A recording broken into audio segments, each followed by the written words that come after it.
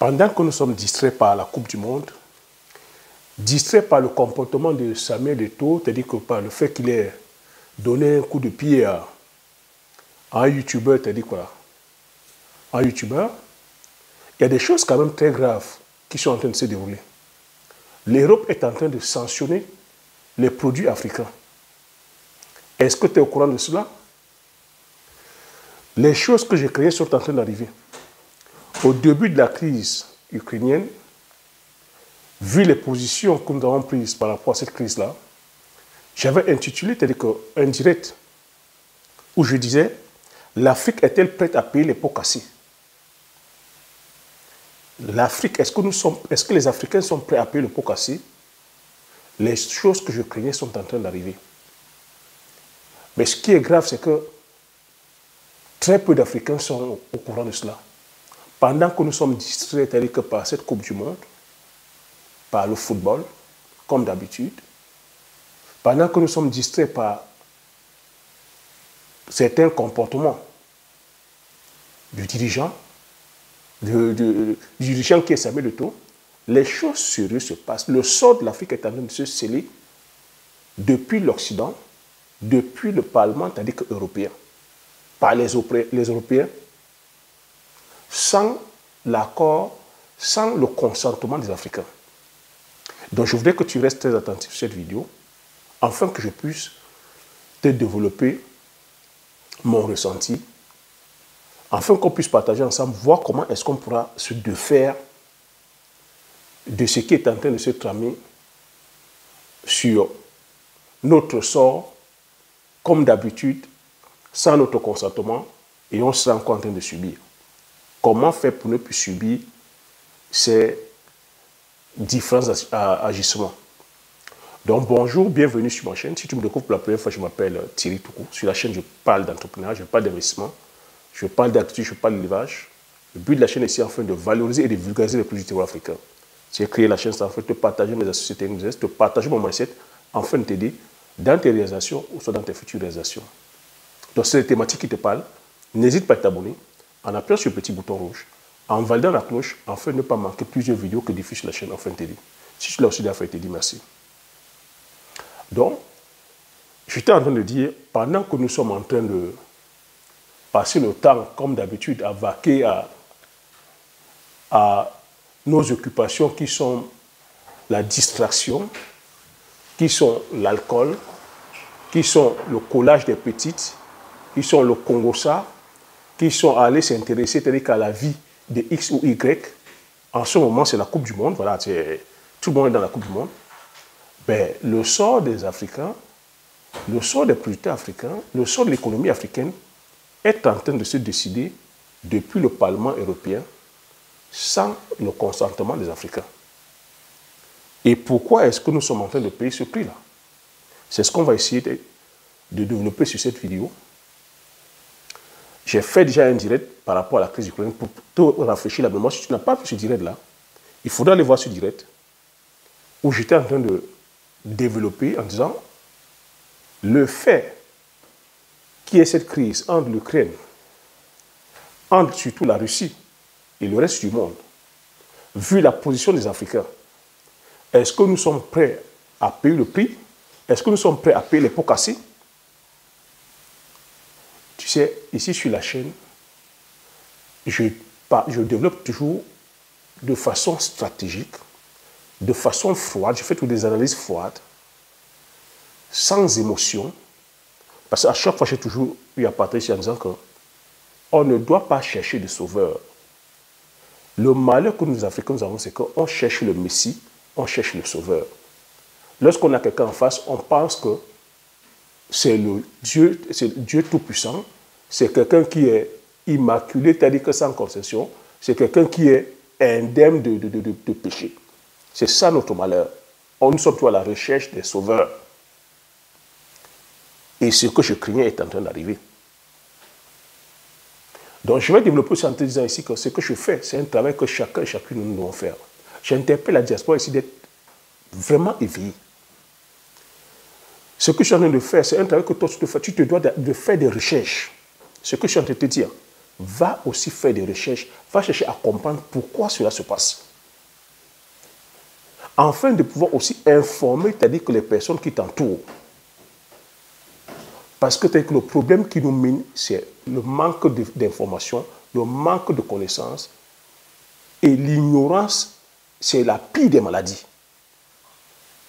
Nous sommes omnibulés ici uniquement, c'est-à-dire que par la part de gain, la recherche d'argent, c'est-à-dire que de façon effrénée, sans aucune stratégie. Alors qu'en face, ils évoluent de façon stratégique. Je prends le temps de développer parce que je n'ai pas envie de te mettre ici dans un cours magistral, mais c'est un partage. J'attire ton attention afin que toi aussi tu ailles faire tes recherches. Et tu vois que depuis 2 ans, je parle de façon stratégique. Tout ce que je dis se vérifie, tant sur le plan du business, tant sur le plan du business agricole, tant sur le plan de l'élevage. Parce que je parle de stratégie, parce que je suis dans un milieu, là où je suis, je côtoie, c'est-à-dire que ce monde-là. Je m'intéresse à la vie, c'est-à-dire que politique, là où je suis.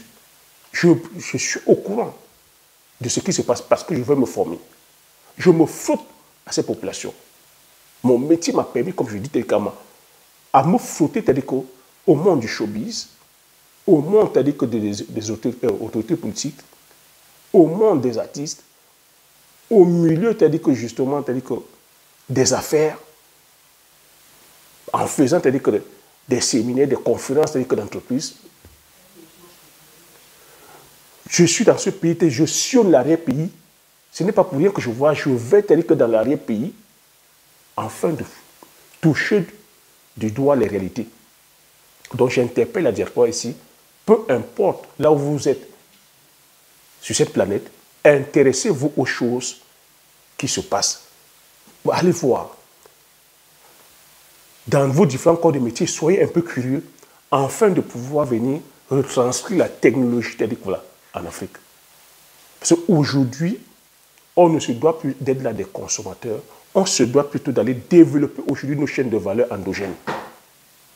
On se doit d'aller plutôt créer la richesse. Parce qu'aujourd'hui, ce qui se passe, j'ai toujours coutume de vous dire, en relation internationale, il n'y a pas d'amitié, il n'y a que des intérêts. En relation internationale, c'est les rapports de force. Tout va bien lorsqu'on est sur la même longueur d'onde. Lorsqu'on commence à avoir des divergences, c'est le rapport de force. Et c'est ce qui s'est passé.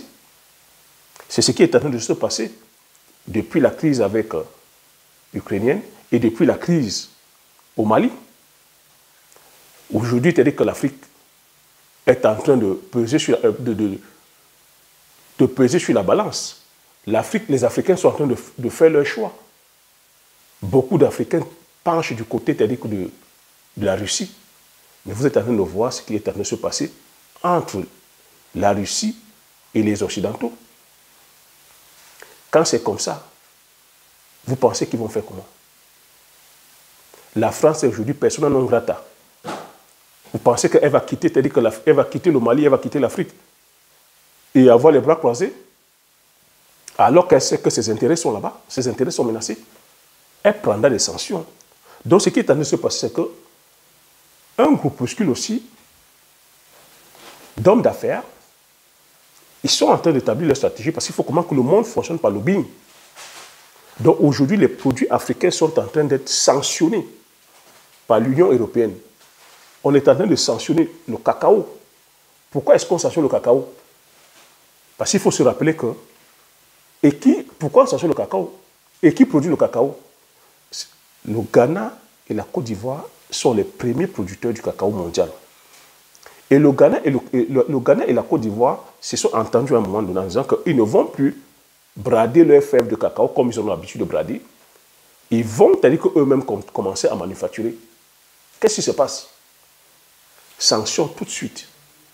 Notre positionnement par rapport, c'est-à-dire qu'à la Russie, ils ont sanctionné en disant que le cacao, ils ne vont plus importer les fèves de cacao parce que les fèves de cacao contribuent à la déforestation.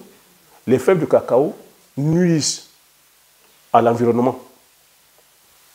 Donc, je vais te citer ici les produits qu'ils ont sanctionnés. Ils ont sanctionné le cacao, le café, l'EVA, l'huile de palme, le soja produit par le Togo, le soja. Il faut savoir que le Togo produit énormément de soja. Ils ont sanctionné le soja. Ils ont sanctionné aussi nos ressources minières. Ils ont sanctionné le bois. Mais quand ils mettent des sanctions comme ça, qu'est-ce que ça nous enseigne? Ils sont en train, justement, de venir nous punir là où ça fait mal, directement dans notre porte-monnaie. Est-ce que c'est aujourd'hui, c'est par illumination qu'ils ont découvert que le cacao, c'est-à-dire que voilà, le cacao ou le café nuit à l'environnement? Et encore, il faudrait qu'on nous explique comment le café et le cacao nuisent à l'environnement. Tout ce qu'ils ont cité là, ce sont des arbres. Le café, le cacao, l'EVA, c'est des arbres qui, tout au contraire, ne polluent pas, enrichissent l'environnement. Ça séquestre le carbone. Ça fait appel à la pluie. Ça nourrit la microfaune. Ils ont parlé de l'huile de palme. Mais on sait que ces sanctions sont des sanctions stratégiques afin de pouvoir venir nous faire mal. Mais derrière ça, c'est pour ça que j'avais posé la question sur l'un des directs.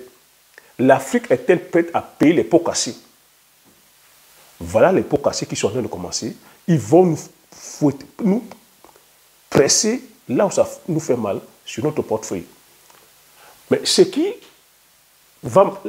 Moi, mon souci, c'est quoi là maintenant? Quelle sera la réaction maintenant de nos dirigeants? Et quelle est la réaction maintenant du peuple?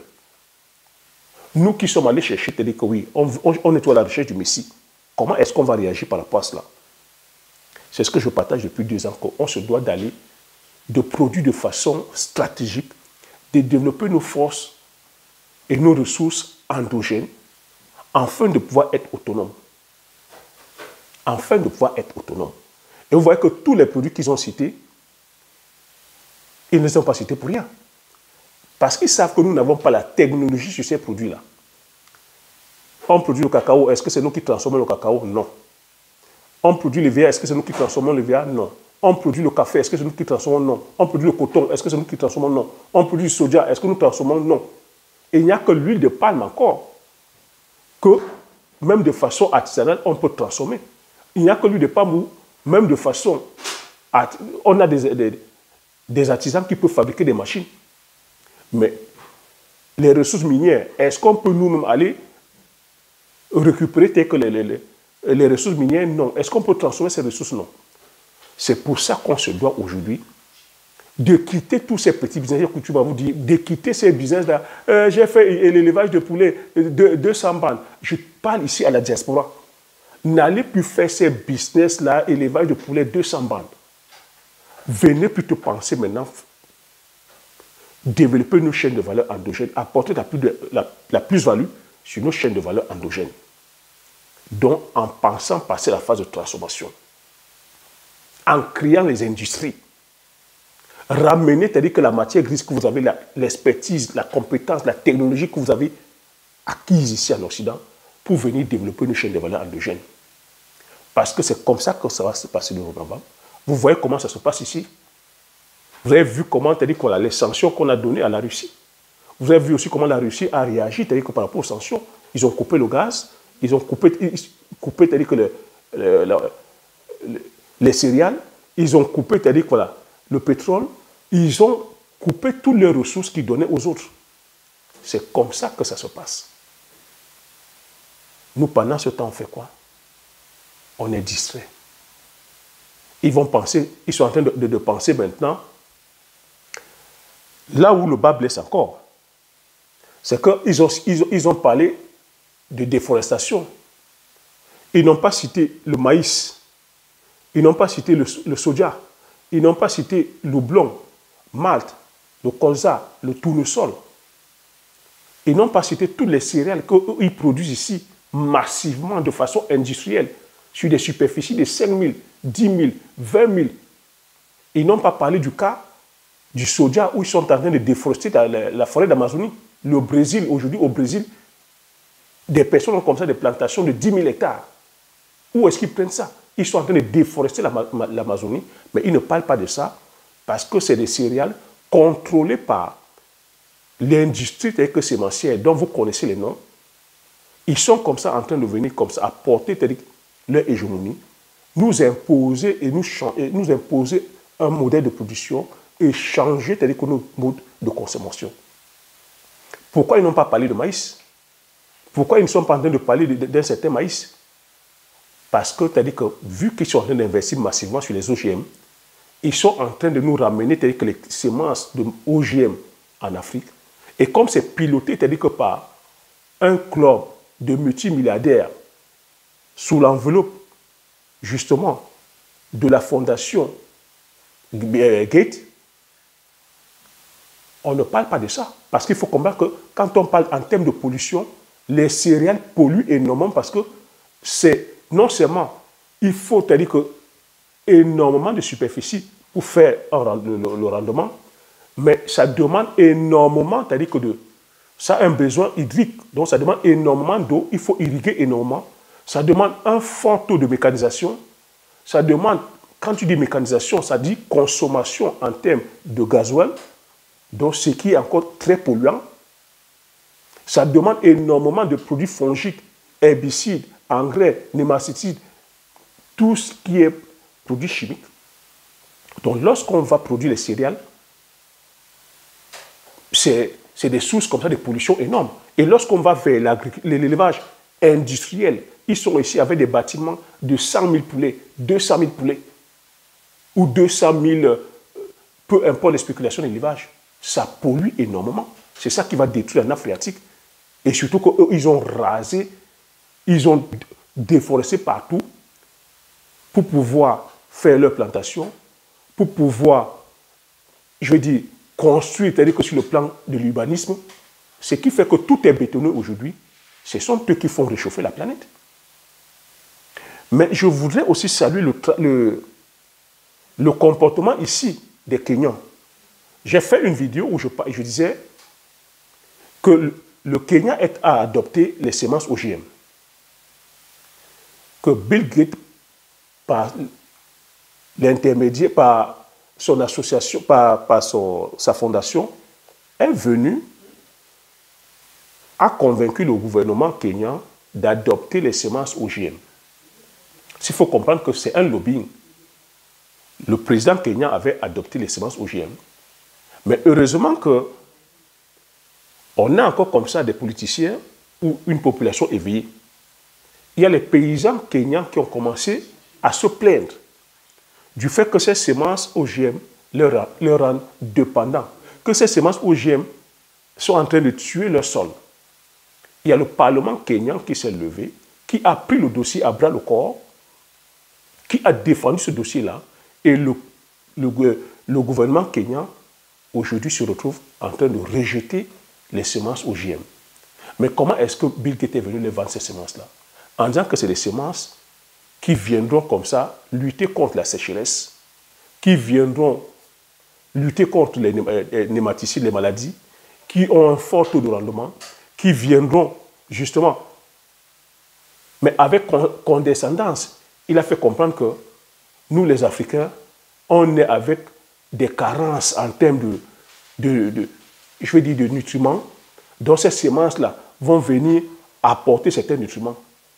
On parle ici des semences OGM. Voilà comment ils vendent ça. Vient nous dire que quand on aime, et que même en naissant, on peut avoir certains manquements sur le plan de l'intelligence. Je ne sais pas, quand on dit une chose comme ça, comment peuvent réagir, comment réagissent même nos dirigeants? Mais je dis encore un grand bravo à la population kenyane, un grand bravo aux dirigeants politiques kenyans. Ils ont pris le dossier en main, ils sont en train de rejeter les semences OGM. Parce que, comment est-ce qu'ils ont défendu le dossier? Ils ont défendu le dossier en mettant en lumière ce que j'ai eu à vous partager sur certains directs, ce que Bill Gates est allé faire en Inde. Bill Gates est venu avec ses semences OGM en disant que c'est ça qui va révolutionner l'agriculture en Inde. C'est ça qui va sortir que les Indiens de la misère, de la pauvreté. Mais qu'est-ce que ça a entraîné? ça a entraîné une catastrophe financière et catastrophe humaine. Ça a tué les sols indiens, ça a poussé les Indiens à aller s'endetter. Beaucoup de paysans indiens, ne pouvant pas rembourser leurs dettes, se sont suicidés. Il y a des cas de suicide comme ça énormes où les Indiens sont levés comme un seul homme, se sont mis à la rue pour chasser, c'est-à-dire que ces semences-là, pour rejeter ces semences. Et aujourd'hui, Bill Gates n'est pas la bienvenue, c'est-à-dire qu'en Inde. Donc, le Kenya aussi est en train de faire pareil, ce qui fait que aujourd'hui, ce sont ces enjeux qu'ils ont mis en face et ils sont en train de rejeter ces semences. Je fais cette vidéo afin de sensibiliser aussi la population. Vous savez que c'est des informations comme ça que nous n'avons pas. Pour toi qui as cette information, tu te dois aussi d'éduquer, c'est-à-dire de partager auprès de toi, partager auprès des paysans, expliquer pourquoi il ne faut pas aller vers ces semences-là. Parce que c'est des semences sur lesquelles on vient nous vanter les mérites sur le plan, je vais dire, du rendement, mais c'est des semences qui nous condamnent à aller toujours à chaque fois payer ces semences-là. Donc tu vois qu'on vient vanter les semences en disant qu'on vient lutter contre la malnutrition, on vient lutter contre la sécheresse, on vient lutter contre, je vais dire, les maladies, mais tout au contraire, alors que derrière, l'idéologie qui est là, c'est l'idéologie de la philanthro-capitalisme. Parce que derrière, il ne faut pas confondre, c'est Bayer, c'est Coca-Cola, c'est Apple, c'est Warren Buffett, c'est BAS, toutes ces compagnies qui font des sémencières. On parle ici des multimilliardaires, on parle ici des compagnies cotées en bourse. Ils sont là pour faire de la spéculation, tout simplement. Donc, je dis un grand bravo, le Kenya a rejeté ces semences-là. Donc, ça veut dire que les choses sont en train de marcher. Il faut comprendre que quand ils arrivent, ils financent à coups de millions de dollars nos politiciens, les chercheurs, certains influenceurs, certains médias. Parce qu'il faut comprendre ici, ils sont tellement puissants que vous savez aussi que la pauvreté et puis l'ignorance, certains chercheurs, comme ils vivent dans la pauvreté, il suffit qu'on vienne leur brandir quelques billets de dollars, ils deviennent, je vais dire, des pasteurs, des prêcheurs pour ces compagnies-là auprès des paysans. Mais la donne est en train de changer.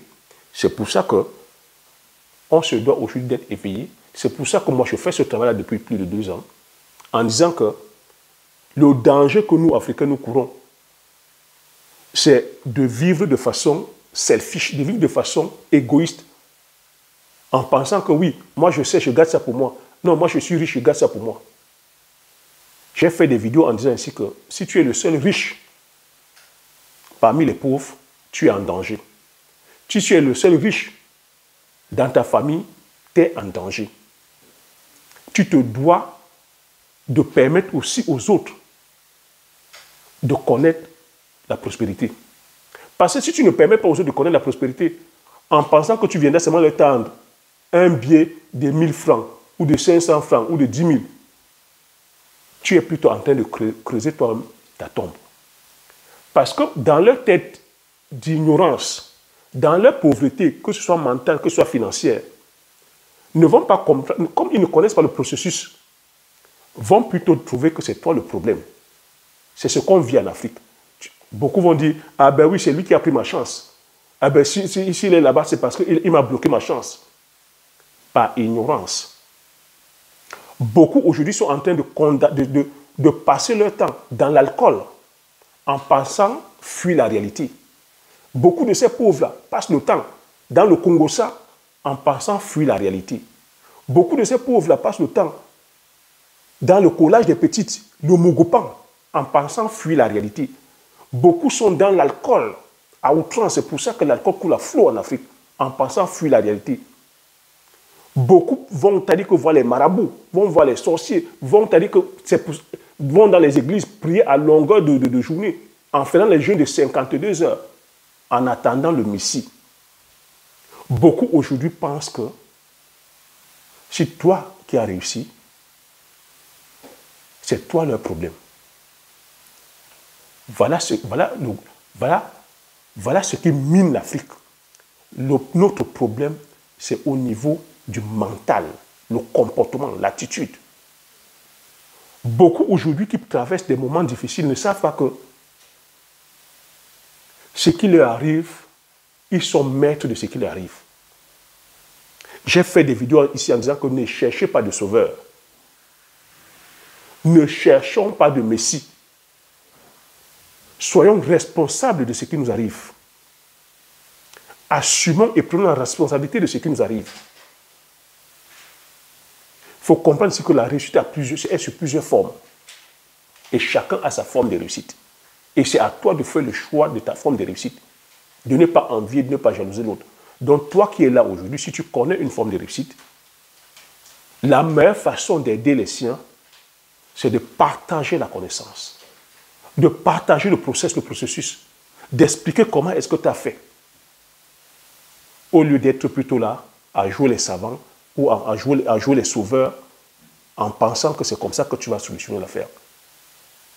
Donc je fais cette vidéo afin de continuer à nous interpeller. Restons éveillés. N'allons plus faire le business en pensant que nous sommes dans un monde de bisounours. Non, on cherche l'argent, cherchons l'argent. Mais on cherche l'argent avec stratégie. Parce que l'argent, c'est un moyen sur le papier. Mais tu dois plutôt chercher à comprendre c'est quoi le système. En cherchant à comprendre c'est quoi le système, tu dois chercher à comprendre qui est derrière ce système. Est-ce que je possède le système? Parce que si tu ne possèdes pas le système, c'est le système qui va te posséder, tu ne seras que le produit. Tout ira bien quand tu danses la danse de celui qui possède le système. Mais à partir du moment où tu veux lever la tête et que tu veux être autonome, le système te broie. Bah, dawa, le système te bouffe. C'est de ça qu'il s'agit. Et dans les affaires, c'est comme ça. Dans les affaires, on analyse ça de façon froide. Il n'y a pas d'émotion. Et il n'y a pas d'émotion. Donc il faudrait que nous sortions les émotions. Il faudrait qu'on sorte de ces commentaires. On passe le temps à balancer les slogans. On passe le temps dans les commentaires. Et qu'on analyse les choses de façon froide et de façon pragmatique. Et qu'on fasse les choses. L'Afrique ne pourra que se développer par elle-même et par les Africains. Et on ne pourra que se développer par nos chaînes de valeur endogènes. Donc ce message de sanction qui est là, pour moi, en tant qu'entrepreneur, en tant qu'industriel, pour moi c'est, je dis c'est bien. Ça va nous permettre aujourd'hui de développer une chaîne de valeur endogène. Mais qu'est-ce qu'on va faire maintenant? Il va falloir aussi qu'on soit aussi pragmatique, qu'on prenne aussi des sanctions. Vous ne voulez pas le cacao, c'est ça? Ben, on va donner le cacao à d'autres personnes. Vous ne voulez pas notre café? On va donner à d'autres personnes. Parce qu'il faut comprendre ici qu'ils prennent ces sanctions-là. Le cacao, le café, ça développe l'industrie. Ça développe leur industrie. Ils se font énormément d'argent en allant transformer tel que le cacao en chocolat, en confiserie, dans la cosmétique, sans compter les machines, les machines qui fabriquent par rapport à l'extraction des fèves de cacao. Donc ça fait tourner l'économie occidentale. Si on prend un truc comme le café, imaginez l'industrie de ça ici en Occident. Les machines, imaginez les machines qu'on fabrique à titre de consommation personnelle. Imaginez les capsules. C'est une industrie qui perd des milliards de dollars, des milliards d'euros, mais qui profite à l'Occident alors qu'ils ne produisent pas le café. Donc, vous voyez que c'est des sanctions comme ça qu'ils vont prendre, les mêmes sanctions qui vont les pénaliser. Moi, quand je vois, c'est dit, je demande aux Africains de venir donc s'engouffrer dans cette industrie-là, de venir transformer, c'est-à-dire que ces produits et de les impacter. Vous imaginez les Occidentaux aujourd'hui sans leur café? Vous imaginez les Occidentaux sans le chocolat? Beaucoup ne jouent que par le chocolat. Donc, c'est des sanctions qui vont prendre encore comme ça, en emporte-pièce. Et c'est la même population occidentale qui va se mettre dans la rue. Nous voulons le chocolat, nous voulons notre chocolat, nous voulons le café. Sans mon café, je ne peux rien faire. Vous avez vu ici en Occident, si le gars n'a pas pris ou la fille n'a pas pris son café, ne vient pas lui parler. Donc, c'est des opportunités comme ça qu'on peut aussi prendre. Dire, ok, vous avez dit ça, on bloque. On commence à transformer maintenant nous-mêmes et on fait aussi pression avec ça. ça peut faire comme ça des leviers de pression. Ne parlons pas de nos ressources qui sont là comme l'or, le diamant, manganèse, bauxite, tout ça. On se doit aujourd'hui de développer et d'acquérir cette technologie-là afin de posséder justement cette économie-là. Et pouvoir aussi avoir ça comme un levier de pression. C'est de ça qu'il s'agit. Donc voilà ce que j'avais à partager sur cette vidéo. J'espère que tu as appris des choses. J'espère que tu as passé un bon moment. Tu as aimé. Si tu as aimé, laisse un like. Laisse-moi les commentaires. Je me ferai plaisir de les lire. Partage massivement cette vidéo autour de toi afin que vous soyez comme ça plusieurs informés et au courant de ces enjeux-là. Abonne-toi si tu n'es pas encore abonné afin de pouvoir faire grandir la communauté des agriculteurs visionnaires. Comme j'ai coutume à dire, l'information c'est la connaissance c'est la richesse. Une fois que tu as ces informations, tu appliques tes stratégies et tu passes l'action massivement afin d'impacter ta vie et impacter la vie de tous ceux qui t'entourent. Sur ce, je te dis merci. À la prochaine vidéo. Ciao.